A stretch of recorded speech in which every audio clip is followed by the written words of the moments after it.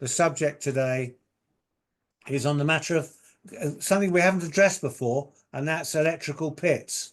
Welcome everybody to the first TMS Tuesday of the year, 28th of January, my mother's 90th birthday. So if nobody else is out there watching, I'd just like to say, hi Mum, happy birthday. She's a very keen follower of the webinar, 90 years old, and I'll be seeing you later for a cup of tea and a piece of cake. So are we going to have a worldwide singing of happy birthday? Yes. I've already, fear into your hearts, I've already sung to her today. So anyway, happy birthday, Mum. So today we're talking about airside electrical pits. They pose several dangers, as we know, if they're not properly maintained or designed. There are some key risks associated with these pits, but today we're talking about specifically about the environmental, biological issues associated with pits.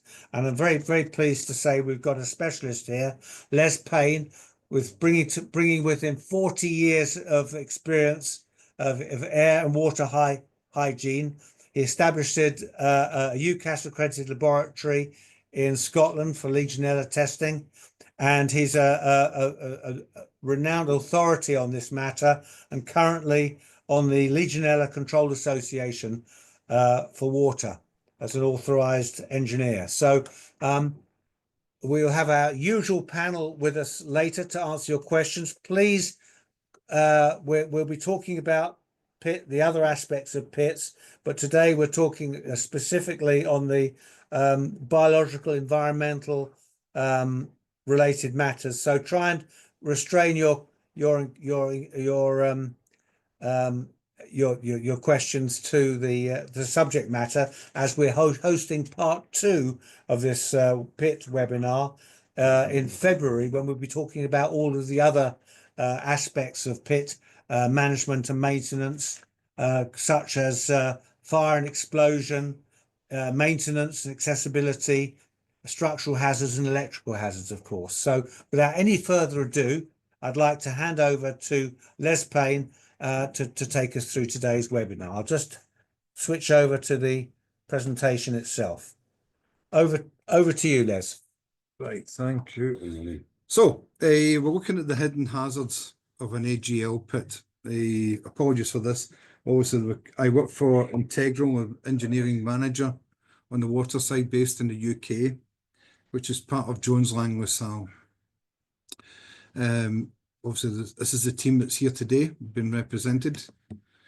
So AGL pits, obviously we get them in airports and the helipads, etc.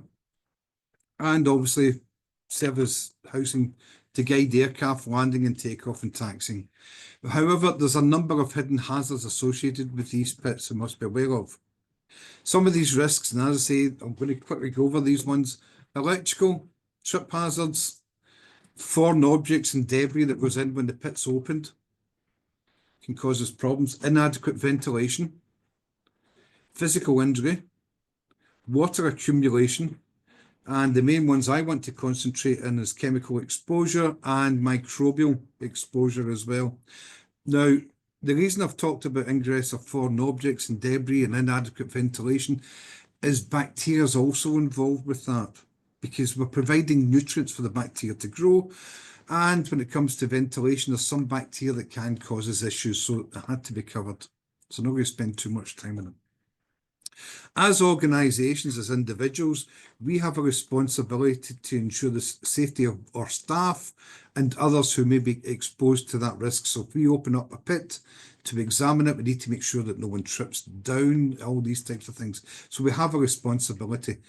When it comes to bacteria, we have a responsibility if we create an aerosol, and that can be disseminated over the localised area, exposing a number of people. So obviously, all the countries that are represented here today, you have your own individual legislation.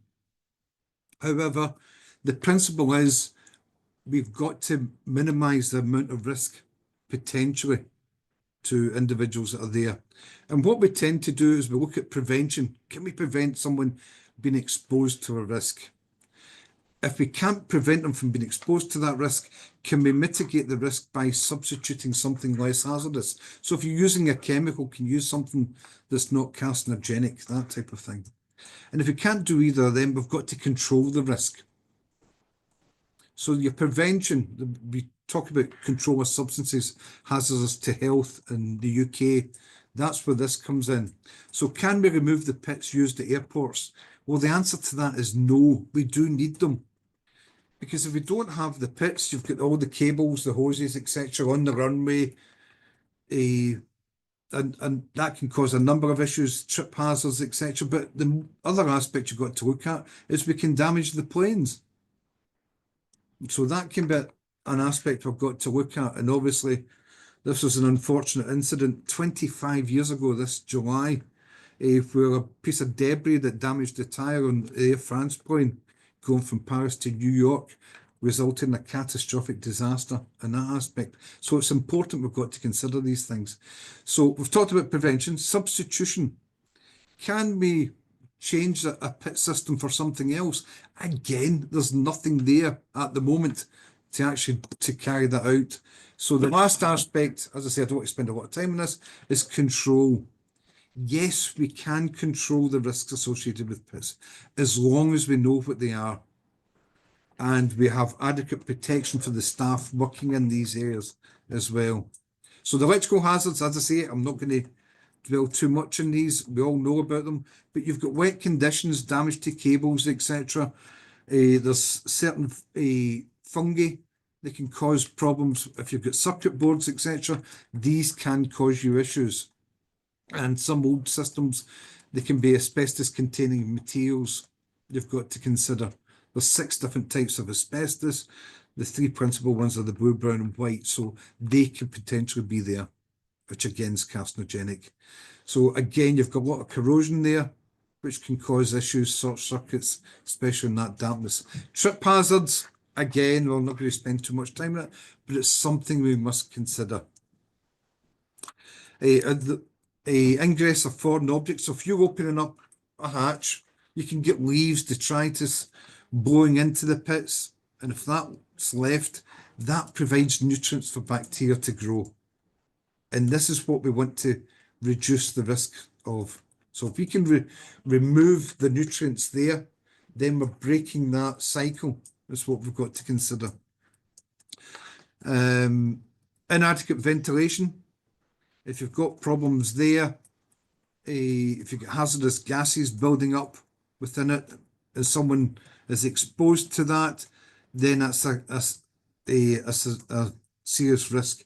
Obviously, these pits are confined space, so we need to monitor what the oxygen levels, carbon monoxide are before anyone enters, and it's a continual monitor you have to look at.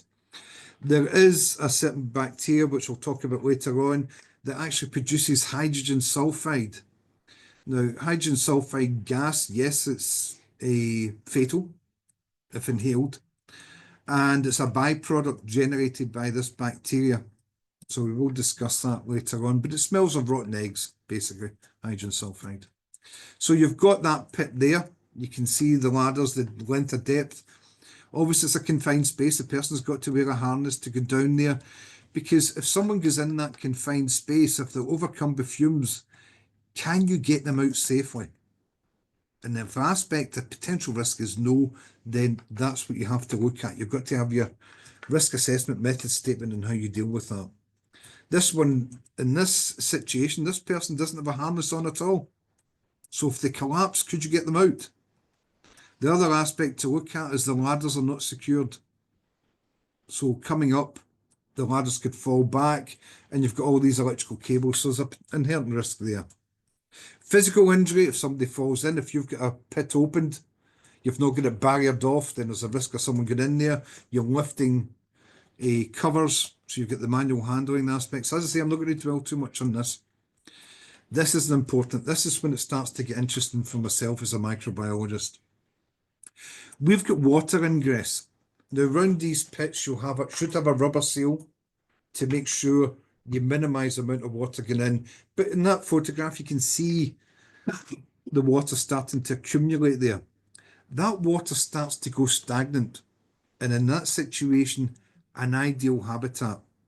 So the water will start to evaporate slightly, and that's where you get your mold, your fungal spores, etc., your Aspergillus niger, etc., that can cause you respiratory issues. You get algal growth, which isn't pathogenic in itself, but it can cause you other issues. So in that situation, that's a concern for me. In some situations, this is what they've got installed at Heathrow. You've got the ladders, but you've also got a pump there, a sump pump that can actually remove any water there. But in removing that water, you've got to consider, is there any chemicals there? You could be discharging to a local watercourse, which in itself causes a problem. So that aspect you've got to look at, what chemicals or what materials are in there that I could be possibly discharging into the environment in those aspects. So that normally goes to a secure pond to get treated. This is the important part for me, and this is the part I want to get into. So chemical exposure. Again, a lot of these old systems that can contain mercury, which again we know can cause health issues, etc. Toxic chemicals can be released. But let's look at the simple ones. Aviation fuel. You get fuel spilt. This always happens. It's there. If you've got frozen planes, now obviously Florida's just been hit by snow, which is of rare occurrence. So there's these aspects. How do they de-ice the plane? So we will talk through these ones. And firefighting materials. Now obviously airports train their staff, the firefighting staff, on procedures to fine-tune what they would do in the event of an emergency. But there's the runoff from these chemicals, and these can actually enter the pit. So these are the aspects we've got to look at. So you can see the aviation fuel there spilt, and you'll see it all the time when you go to airports. When it comes to de-icing, what they tend to use is glycol, and it's propylene glycol they use. There's two types of glycol you can get. Ethylene glycol, which is highly carcinogenic, so we tend not to use that as much now. Propylene glycol is used sometimes for chiller plants within the food industry, but it's still carcinogenic. You have to be careful. So they dilute it with water and they heat it up to 65 degrees. And it's the angle they use to blast the ice off the plane. You get this aerosol generated all over the place. So if you get staff there, they can be exposed to it. You've got to be very careful. But once that glycol comes off, again, it can be introduced to the pits. There is equipment there you can use to actually remove it from the tarmac. It's like a large vacuum machine more than anything else, and it removes some of it. So de-icing tends to be, or should be, located at one part of the airport to avoid it being spread about from everywhere else. It doesn't always happen.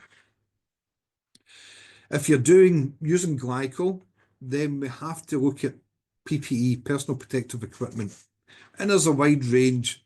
Obviously, you want respiratory protection, you want eye protection, because you definitely don't want this chemical going in your eyes and being induced into your blood system.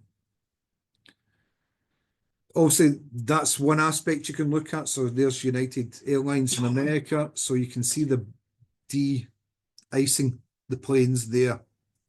And look at all the aerosol that's generated.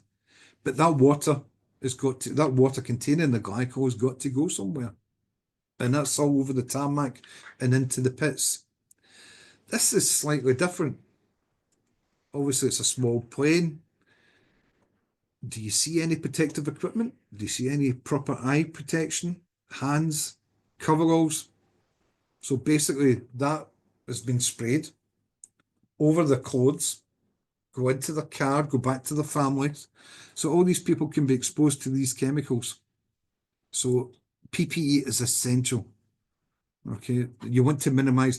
The way I've always looked at it was, would I want my family exposed to this? And if the answer is no, you just don't do it. Simple as. So that's a concern for me when I saw that one. What the person's doing in the background, playing football or whatever, I've no idea. But anyway, that's there.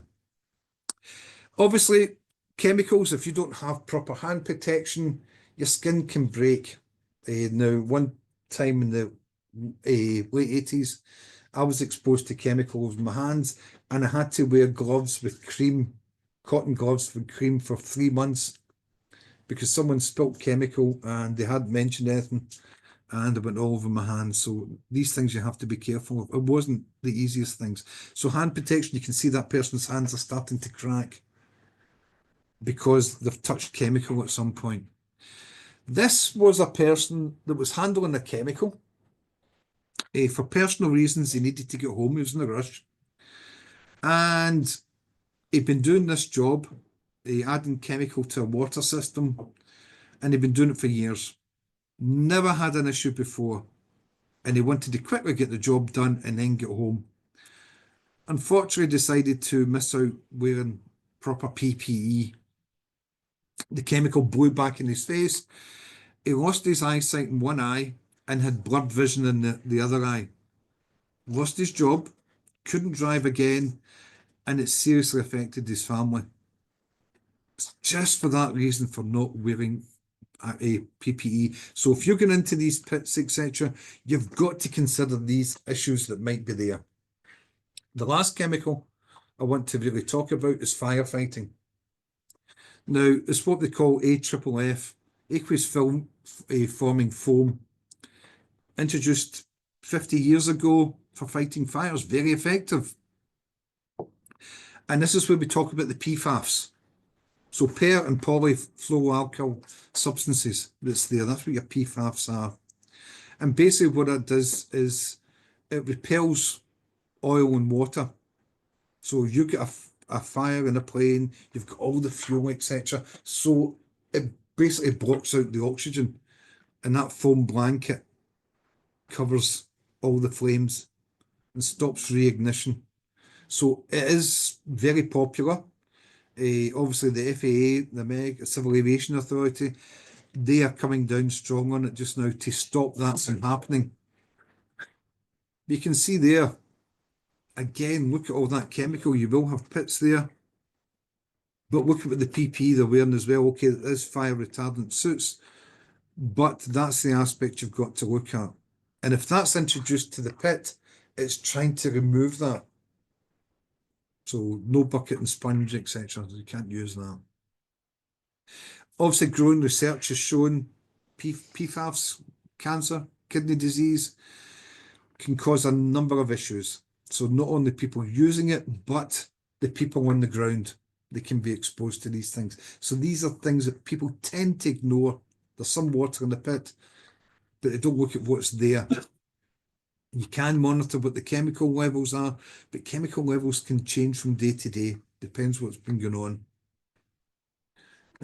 Obviously, again, another situation where there's a lot of foam spread about as well.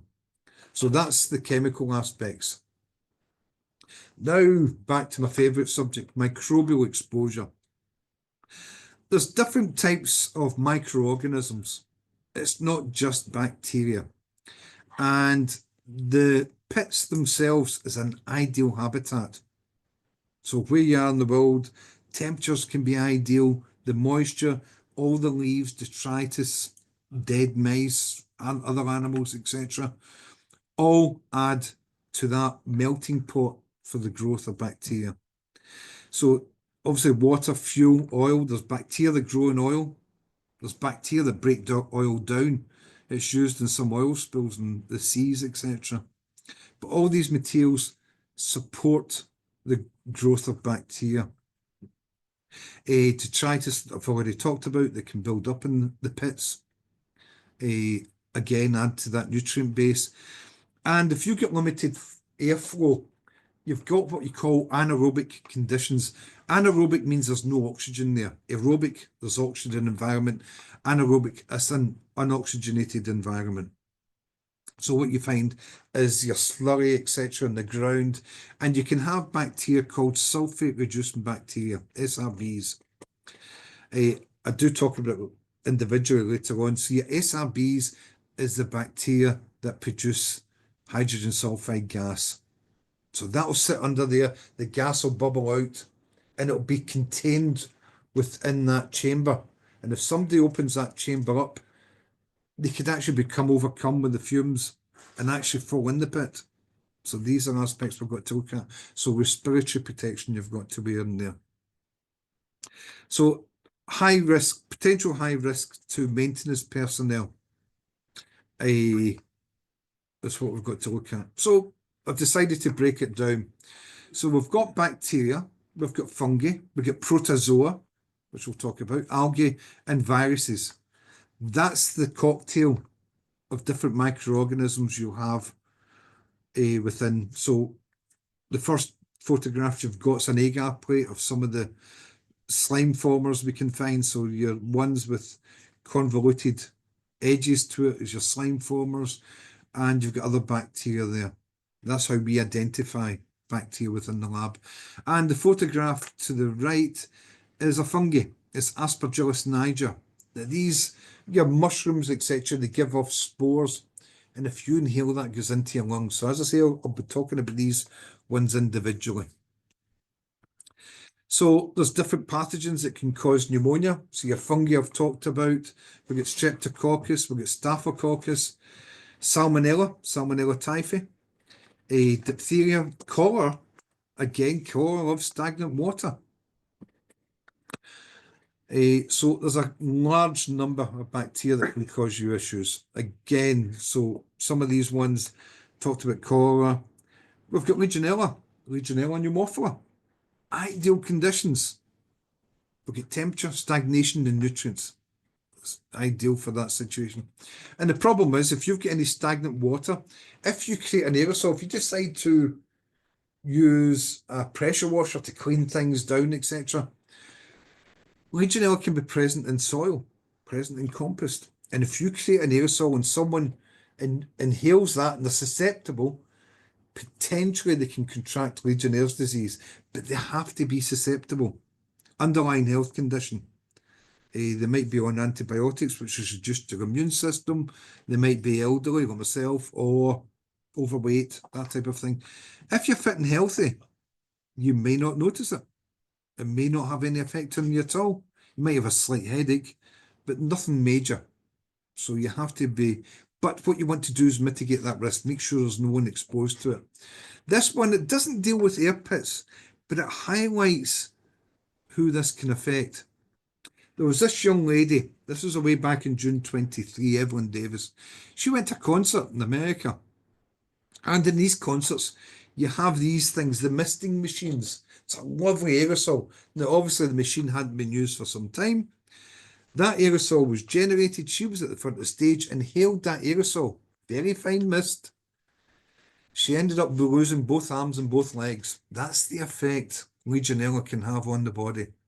Obviously, it's pathogenic. It can kill. It's one of those many organisms we have out there, the gram-negative organisms, that can cause problems. So it can totally change your life. I was involved in a webinar last year. It was an American one. And we actually heard from someone who actually contracted Legionnaire's disease. And it's not as if you can get an antibiotic and you recover. You're totally fine. It affects you for the rest of your life. Your mobility has changed. You get tired very easily. So if you've got someone exposed to that, they may not get full-blown Legionnaire's disease, but they can develop Pontiac fever, that type of thing, and fall ill. So we have to minimise any aerosol. And this is where your respiratory protection comes in. Just ensure your safety. Another one, this one, Pseudomonas aeruginosa. It's becoming very popular, shall we say. It's now becoming resistant to all types of antibiotics. It's what we call CRPA, cadmium-resistant Pseudomonas aeruginosa. And it's #1 on the World Health Organization's list of trying to get a new antibiotic because we don't have one to deal with it. Now, Pseudomonas aeruginosa, you can pick it up in your hands, gives urinary tract infections, respiratory protections, can affect your central nervous system. If you've got a cut and you decide to work in the pit without hand protection, it can result in blood poisoning and sepsis. If you've got a burn in your hands, so if you burn your hands, what people say is run it under cool running water for 20 minutes. Well, for Pseudomonas in the water or on the outside of the tap, etc., that can result in blood poisoning. It can affect your heart. And the last ones I wanted to leave was your eyes. You get this bacteria in your eyes from, say you get a bit of debris in your eye and you decide to use a wash bottle to remove any detritus there. If it contains Pseudomonas, it can result in blindness. It's been found again in America last year. Sorry, I'm not picking on America in particular. It happens all over the world. It's happened in India as well. Eye drops. People were using eye drops. People lost their eyesight because of Pseudomonas aeruginosa. So again, ideal habitat within the pits. We've got Escherichia coli, which we call E. coli. It's indicative of sewage contamination. Now, you'll have birds, etc., all over airports. They love the place. And what happens if they defecate, the fecal matter's there, and that ingresses into the pit? Then you can get kidney failure, gastrointestinal infections, vomiting, all these types of things. And depends on the person, depends on the susceptibility, depends on the strain. 0157, E. coli 0157 is the one that mainly causes kidney failure, but that can be young children. So you can actually be exposed to E. coli 0157, not have any effects yourself, not particularly hygienic. You go home, you pass it on to your children. It's your children that will be susceptible to that. So this is where hygiene comes in. It's important. Salmonella typhi is typhoid fever. That's again within that environment. That's the type of thing you're going to find. Your SRBs, your sulfate reducing bacteria. That's the one, as I say, that produces the hydrogen sulfide gas. You find it in closed water systems, your low pressure hot water systems, medium and high pressure hot water systems. It's there and it causes corrosion.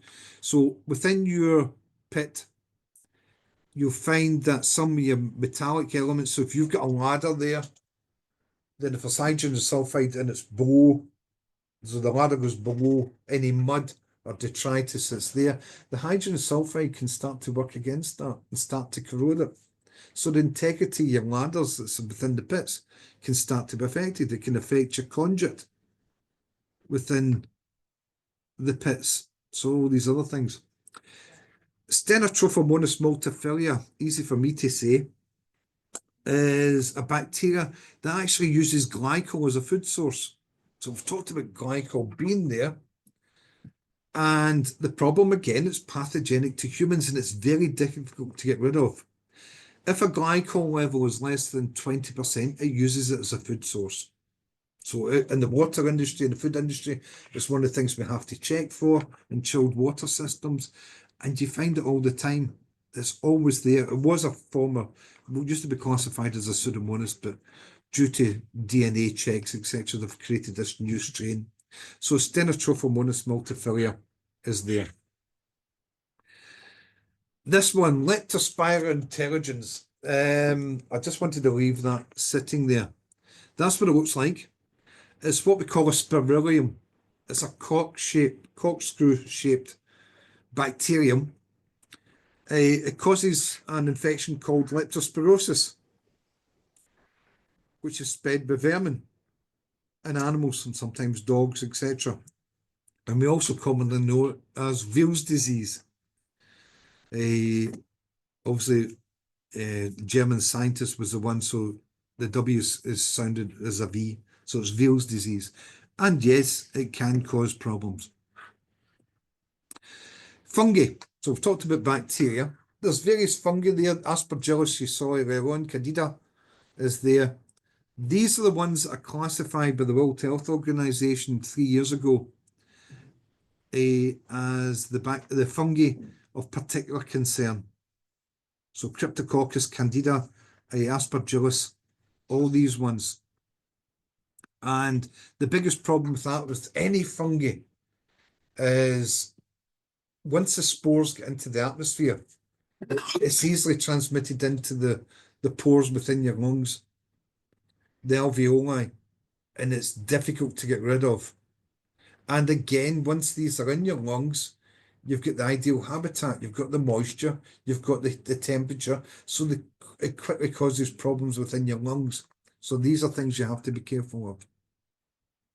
Protozoa, lovely photograph. So you get acanthamoeba. Now, acanthamoeba can cause brain problems. We classify it normally as amoeba. It's a single-celled organism. It's quite resilient. You sometimes find it in drinking water supplies, and if you ingest it, it can be a problem. Giardia and Cryptosporidia, very similar organisms. Now, these parasites, again, spread by animals, ruminants, in the fecal matter, and once the fecal matter's there, it can again wash into the pits. If you, and it just takes a few of these, that's an egg cell, an oocyst we call it. And if you come in contact with this egg cell, and it goes on your hands, and you wipe your eyes, or you decide to have a sandwich or something to eat, and you ingest it, it's not the best organism to consume, I can assure you. There's no medical treatment. I know there's medical treatment in America, but the medical treatment damages your kidneys. And then you potentially have to have kidney transplant, etc. In the UK, there's no approved medicine for cryptosporidiosis. It tends to be seasonal, so it's spring and autumn. You have these ones. And if you ingest, apologies for someone that probably having their dinner or their lunch, if you ingest some of these oocysts, you'll have intense stomach cramps and severe diarrhea. And this is somebody that's fit and healthy. You can have severe diarrhea for up to 3 weeks, constantly on the toilet. I won't even go through the volume of diarrhea you go through on a daily basis. Any water you ingest comes straight out. It's not a nice thing to think about, but it's very easily transmitted. So if you have the infection, it spreads throughout your family. So that's the one you really have to watch out for. And it's one people don't really think about. That's one of your hidden hazards. So if you're not fit and healthy, if you've got hepatitis or you're HIV positive, etc., that's a severe risk, and it will take you, and as I say, it has to be your own immune system that removes this. It can take 7-8 weeks. Again, look at your water features, etc. All these aspects, every so often you'll see this coming about. So cryptosporidiosis is an important one. You've got different types of algae. So I decided to put these one up. Now, the thing with algae is it's not it doesn't tend to be pathogenic, although blue-green algae is a severe concern. But it gives you more of an allergy. So that's an allergic reaction, which again is not ideal. And we come lastly to the viruses. Enterovirus, adenovirus, noroviruses, hepatitis, all these types of things. Again, present in the water, and if you disturb anything, now these are smaller than bacteria, smaller than your fungi, so they're microscopic in this situation. I have rattled through that quicker than expected. I do apologise for that. It's a Scottish accent. I tend to go through things a lot quicker than a lot of people do. But the thing is to remember, there are a number of hidden hazards there. I wanted to highlight some of the ones that are concerned to myself, principally the chemical, principally the bacterial. There's things which we can sometimes see the chemical, but I guarantee you will not see the microbial risks that are there. You might be able to sense them with smell or appearance or corrosion, etc. But there's a wide range of them there, and I've just selected a few. I haven't talked about bacillus anthracis, anthrax, botulism, Clostridium botulinum. If you go into the supermarket and you see a tin of any can of any product, and you actually see the can swollen, that could be botulism, can be Clostridium botulinum. And what it does is it generates a gas. Again, it's another anaerobic bacteria that can cause problems. And again, an ideal habitat. So the main thing to remember, I don't want to scare everyone. I don't want to turn around and say, I'm not going near that pit. Effective maintenance. Make sure the pits are clean. If there's any water there, get a sump pump in, get something to do it. Get a moisture level to actually detect, has there been moisture? Is there water sitting stagnant within that area? Get it cleaned, but more importantly, make sure that your staff or yourself are wearing the appropriate protection equipment. The main thing is what we call is the BABs. Be aware and be safe is the most important thing when it comes to these ones. So I'm about 7 minutes ahead of schedule more than anything else. So that was the aspect that was there. So I want to thank you for your time. Obviously, this is where we start to come into the question side. I'm more than happy to answer questions, either just now, or if you come up with something in the future you're not sure about, contact the team here. They'll get in touch with myself, and that's what we do, is we assist you to make sure that you resolve any issue. That's the most important thing. Remember, there's no such thing as a problem. It's just you've not found a solution yet, and there's always a solution. Okay. Next webinar is due the 25th of February, and that's where they are going to talk about the physical hazards, things you do know about. And that's the one that's, as I say, that's next month's one, webinar 49. And that's us ready for questions. Okay, well, thank you very much, Les. You've scared us all to death. No one's ever going to go near a pit again, I think. We also learnt some very good very good words. I should do a test really. Pseudomonas pseudominosa. Pseudomonas aeruginosa. Yeah, well, Yeah, of course. The Pseudomonas one. It's certainly very informative there. There's a number of issues we're going to be needing to think about, and I think we will cover that next month's TMS Tuesday. I guess one of the first questions people will say, now we've been scared to death, you're talking about mitigation measures, and you mentioned wearing PPE and being aware, and I think you certainly made us very aware of a lot of things that we'd probably never heard of or thought about in the past.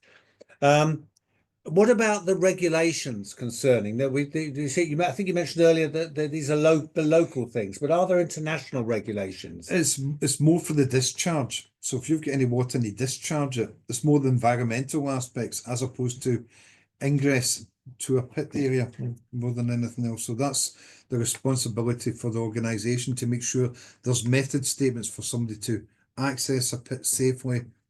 Have you got a harness to make sure you can ingress and egress?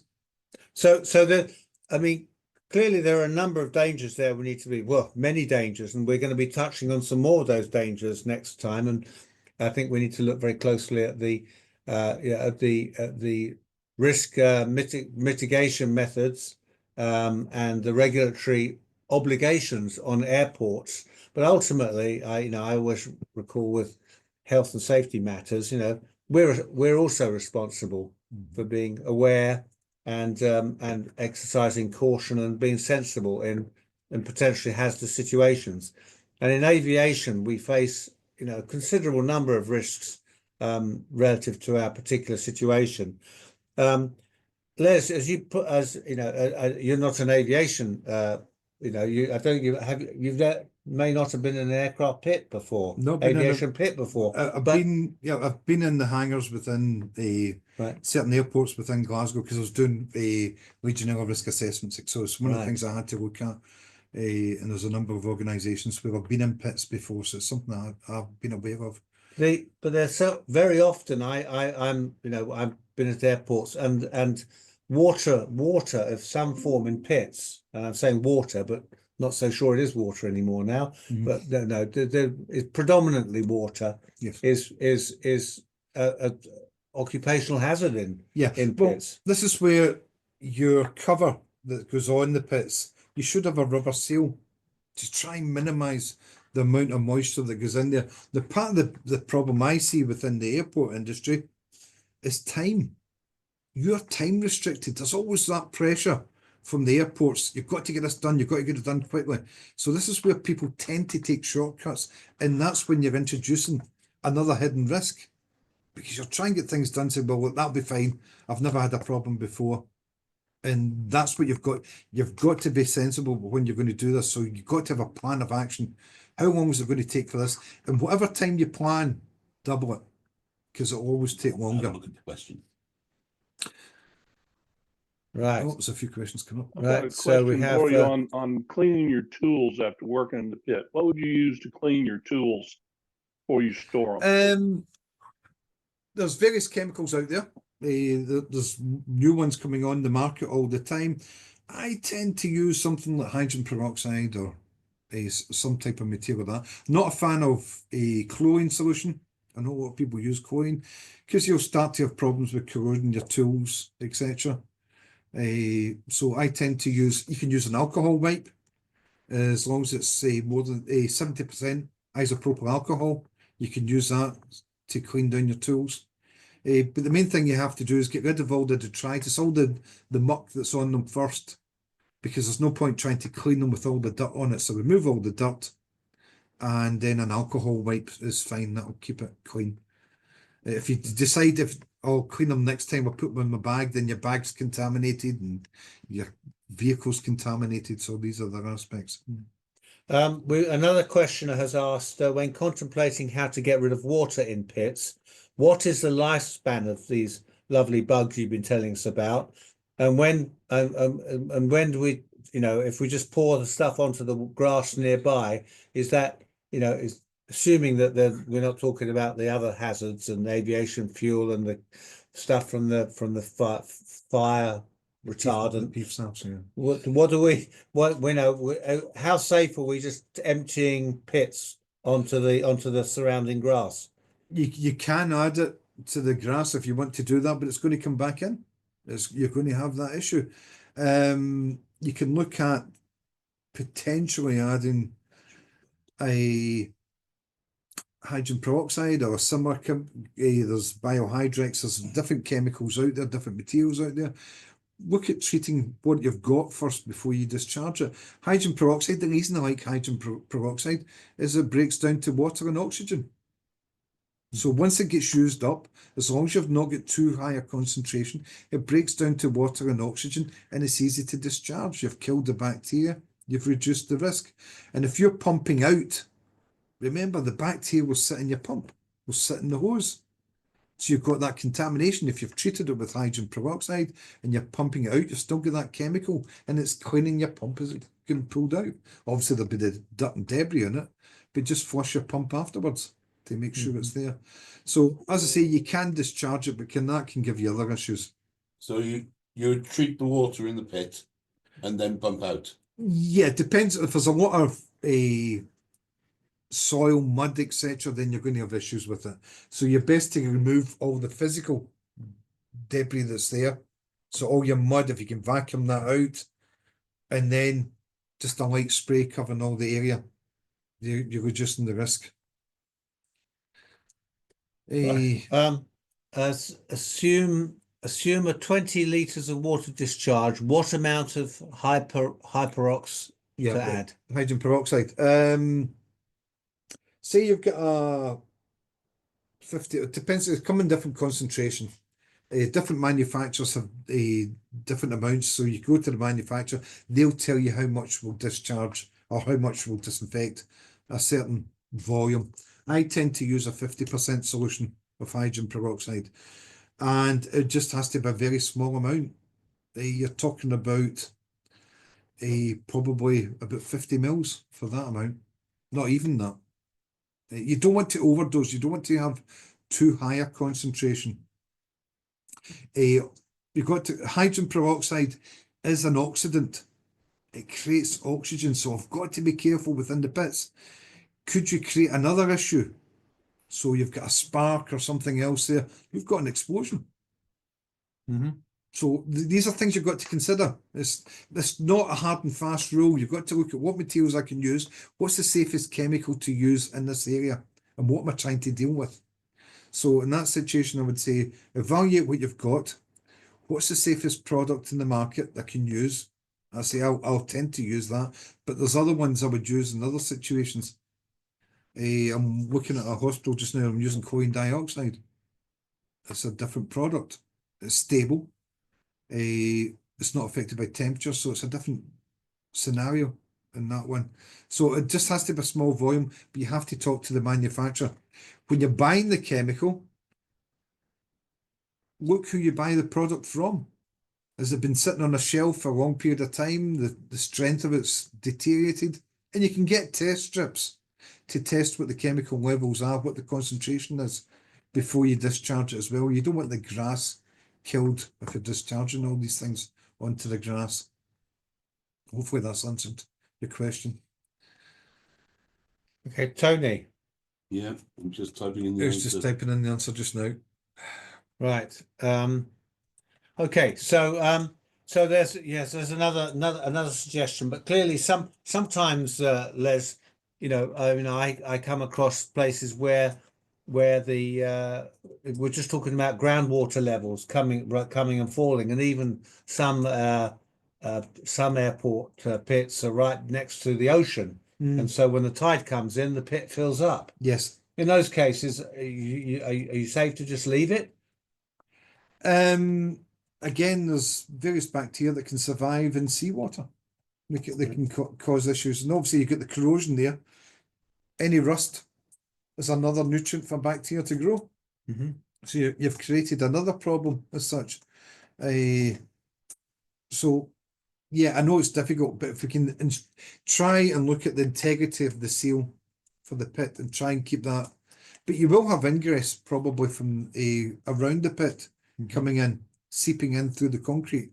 Depends if it's a rack compound on the concrete. Then in that situation, you've got to look at how thick the concrete is. Can it seep through? And that's where you get your molds developed, etc.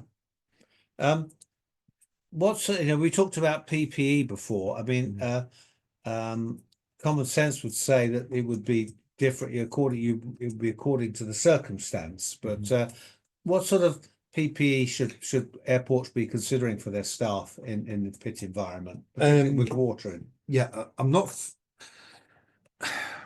You could wear a full face mask. If you wear a full face mask with a respirator and a canister cartridge on the end, my concern is your vision can be obscured as an aspect you've got to consider. So even a half respirator in that situation, but the main thing you've got to do is get a face fit test. It's what we call a face fit test. Now, when I used to wear a full face mask, what I used to do is put my hand over the end of the cartridge and you'd feel the mask pull into your face, then you knew it was a tight seal. But there's groups out there that do a full face test. However, if you've got a beard, etc., you will not get a proper seal. You can get paper masks, FPP3, but again, when you're dealing with moisture there, so how good is that going to be to actually deal with the respirator? So it's got to be a proper respirator. And there's, as I say, there's so many. I always look at quality. You get what you pay for. You buy cheap, you get cheap. It doesn't work. I've always used 3M. Not because my wife worked for them, but because it's a good product. So talk to 3M and they'll advise you on what's the best product to use. Okay. Of course, it's relevant to know, and I've got a question here. It's the appropriate course of PPE and how you treat the water and what you do with the whatever is lurking in the pit depends on what is actually present. Who would you approach to? Would you get a specialist to come in and test it? Are there bodies? What sort of bodies would come in and analyze it for you? You can test it yourself. There's test kits out there that you can use yourself. I've got a test kit. I've got various test kits. So I've got a test kit just now, and I can decide what parameters. So I've got one just now. I can test just under 500 different parameters of chemicals that can be in water. There's another one where the results go straight to my phone. So you can test the water, the result gets transmitted to phone, you can send that to someone else to say, what do I have to do in this situation? So you can send it to a laboratory, but remember, it takes time for the laboratory to do the analysis. You've got a job to do. You've got to get into that pit for a reason. So you can't hold back. You can't turn around to the client and say, well, I need to wait 3 weeks for my results coming in.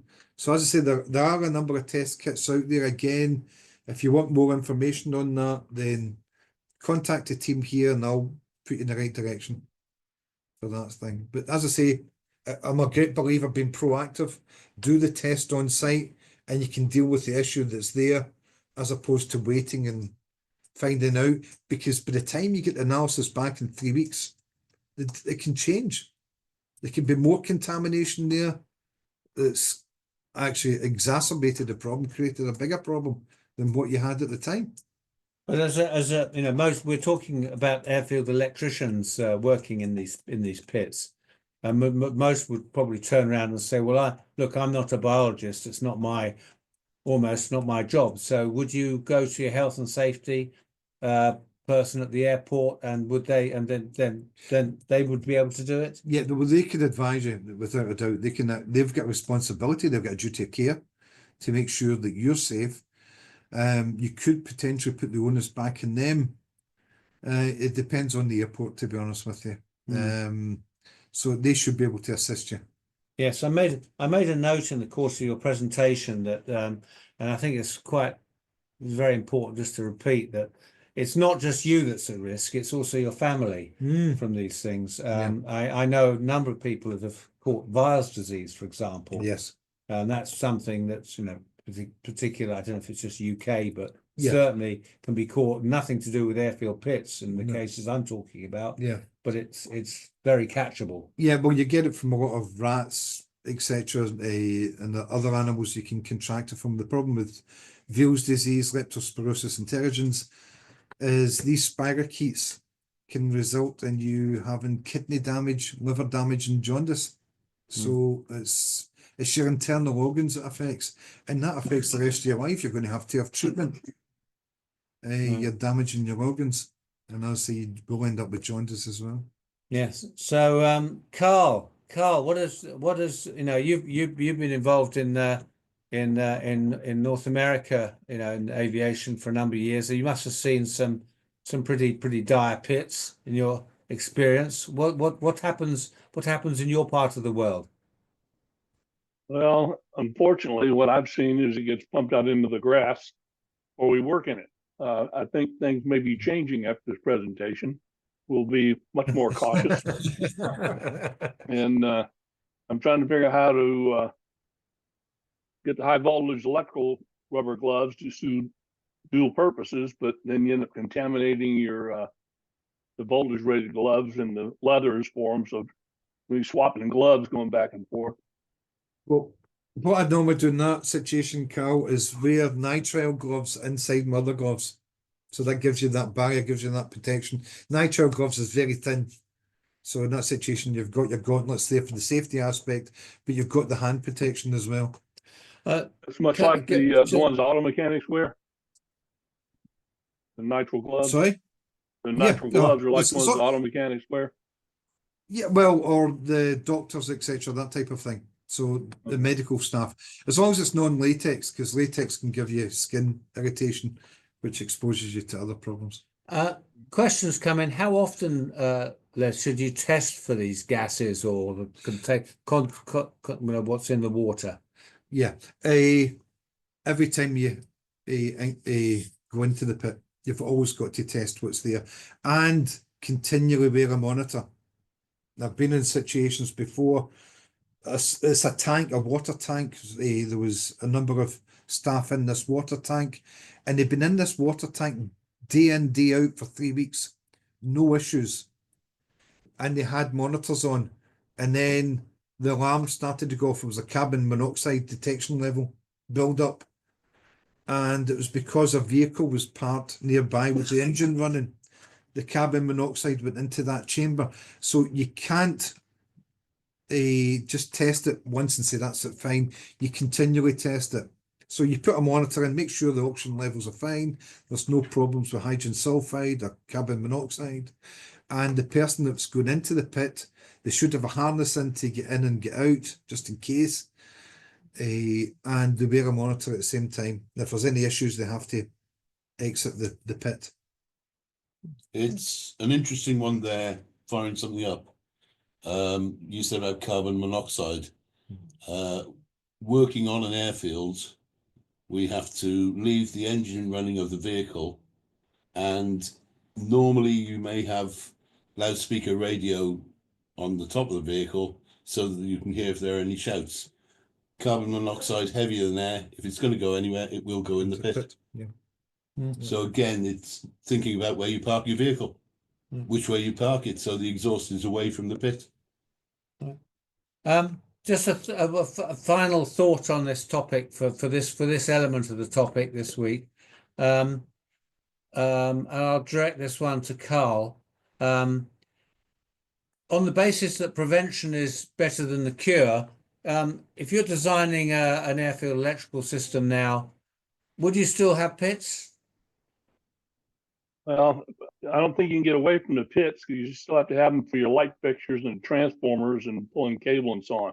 But you could do a can plaza so that the person doesn't have to enter the pit in order to do the work. So that would eliminate one of the hazards, confined space entry and so on. But I don't think you'll ever get rid of the pits because you've got to have them to house the light fixtures and transformers. Right. So Or would you, and the question then is, would you design them in a different way? You certainly design features to mitigate the pooling of waters and some of these risks, I would assume. Yeah. I mean, we can put drains in them to drain them out to the infield, and that gets a lot of the water out. But at the same time, especially here in Florida, anything that's below grade is going to have water in it. It's like a basic law of physics almost. So it's you do what you can do to minimize every design should be minimizing electrical hazards, biological hazards, and any of the hazards. You should incorporate things into your designs to mitigate those and to eliminate them if possible.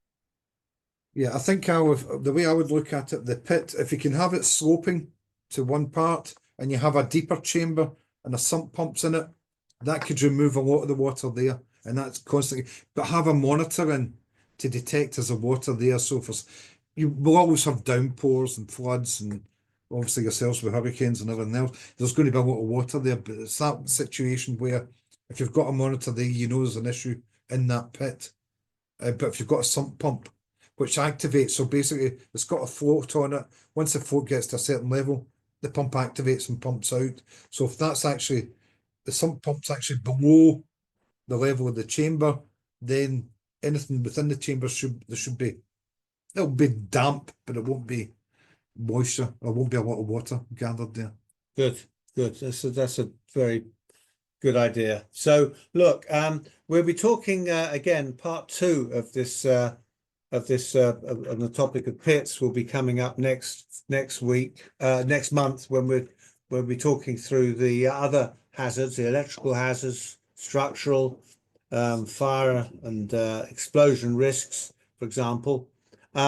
So there's more to come. If you're in any doubt as to the dangerous nature of the potential for dangerous pits, I've certainly learnt a lot from Les today.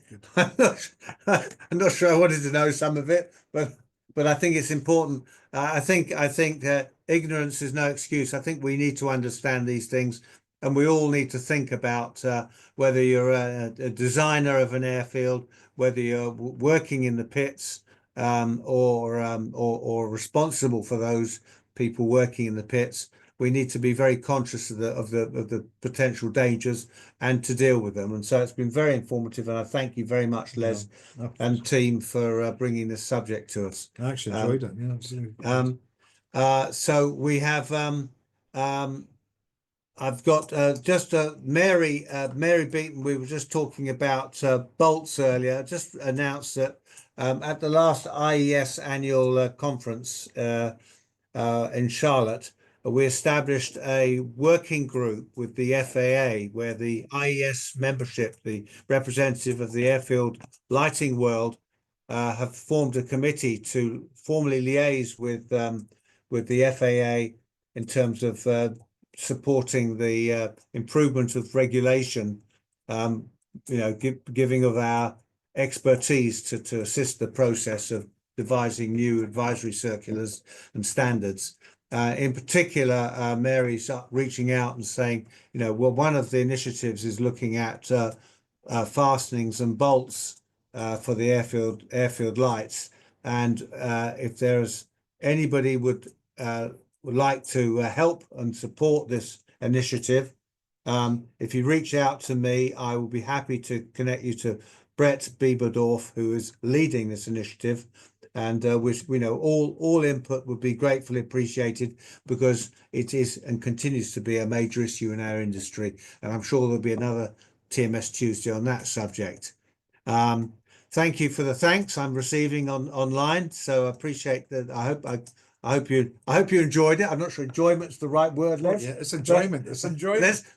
Rather worryingly, Les enjoys it, which absolutely. But Barry White has just put a suggestion here. Last comment. How about putting transformers at a high level in the pit? Just answering it now. And the answer is, Tony? Well, normally transformers are mounted at a level just lower than the top of the pit, normally using something like basket or tray to keep them off the bottom. But the other thing is that cable joints should also be treated in the same way, ideally, so that your cable joints are kept out of potentially any moisture. Good. Okay, there's good sense there. So thank you very much. I wish you all a very good, very happy rest of, well, it's happy February really, and we'll see you. What is the date, please, Damon?